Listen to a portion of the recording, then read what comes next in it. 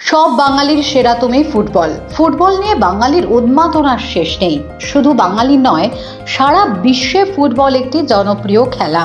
গত 21শে ডিসেম্বর শনিবার ক্যানিং পশ্চিমের বিধায়ক পরেশরাম দাসের উদ্যোগে ক্যানিং স্টেডিয়ামে আয়োজন করা হয় MLA কাপ 2024। সাংস্কৃতিক অনুষ্ঠানের মাধ্যমে মহা ধুমধামে উদযাপিত হয় এই উদ্বোধনী অনুষ্ঠান। এদিন এই অনুষ্ঠানে উপস্থিত ছিলেন ক্যানিং পশ্চিমের বিধায়ক তথা অনুষ্ঠানে কর্ণধার পরেশরাম দাস, জয়নগরের সাংসদ প্রতিমা মণ্ডল, ক্যানিং পূর্বের MLA শওকত মোল্লা, কুলতলির বিধায়ক গণেশচন্দ্র দাস, আলিপুরদুয়ারের বিধায়ক তথা PSC কমিটির চেয়ারম্যান সুমন কাঞ্জিলাল, সিকিম থেকে আগত ভারত বিখ্যাত ফুটবলার বাইচুং ভুটিয়া, জি বাংলা খ্যাত আরফিন রানা, ব্লক সভাপতি অমিত সাহা, ক্যানিং পঞ্চায়েত সমিতির সভাপতি উত্তম দাস সহ প্রশাসনের আধিকারিকগণ। অনুষ্ঠানের শুরুতেই বিশিষ্ট ব্যক্তিদের পুষ্পস্তবক ও উত্তরীয় পরিয়ে বরণ করে নেওয়া হয়। এরপর শুরু হয় মূল অনুষ্ঠান।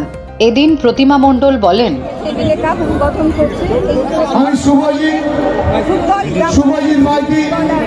আমাদের জাগরা ফুটবল জাগরা, আমি তাকে বলবো।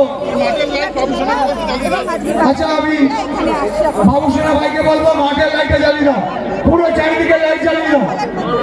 আমি ট্রফি নিয়ে মাঠ প্রদর্শন করার পর আমাদের নৃত্য গ্রুপ, আমাদের ক্যানিংয়ের অঙ্কিতা গ্রুপ, বৃষ্টিকে উপেক্ষা করে যেভাবে আমাদের সৃজনা ভঙ্গি অঙ্কিতা নস্কর হয়েছে টিম, সেই টিমকে বলবো।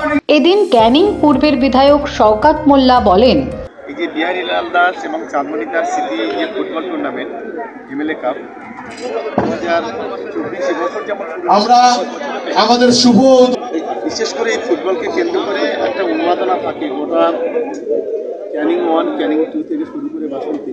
এই অনুষ্ঠানে শোভা আরও বাড়িয়ে তোলেন আরফিন রানার সঙ্গীত। এদিন ব্লক সভাপতি অমিত সাহা বলেন, আমাদের অনেক ভাগ্য যে এই বৃষ্টির মধ্যেও এই টুর্নামেন্ট দেখতে এসছে দর্শকরা। এর জন্য দর্শকদের আমি কৃতজ্ঞতা, ধন্যবাদ এবং বড়দের নমস্কার জানাই।